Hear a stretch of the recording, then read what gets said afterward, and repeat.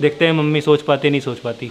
Guys ये देखो पूरा सजा दिया इसको अच्छे से, पानी भर दिया इसके अंदर, तकिया भी लगा दिया है, चादर वादर सब लगा दिया है, ढक तो दिया है पूरा। बट अब देखना ही है कि मम्मी को समझ में आता है या नहीं आता। अरे बाबा पानी भी बहुत है, मम्मी उठ भी नहीं पाएगी। किसी और के साथ करे फिर प्रैंक, और तो कोई भी समझ जाएगा। अब मुझे रिस्क लग रहा है, मुझे डर लग रहा है गाइस क्योंकि मम्मी ऐसे बैठी है एकदम से अंदर सिर के बल भी आ सकती है ना। कुनाली बात तो सही है।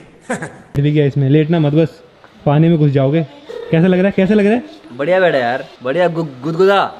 कुनाली कैसा लग रहा है? बढ़िया यार, हैं? बैठ तो बढ़िया है चाची गुदगुदा बैठ के दे चाची।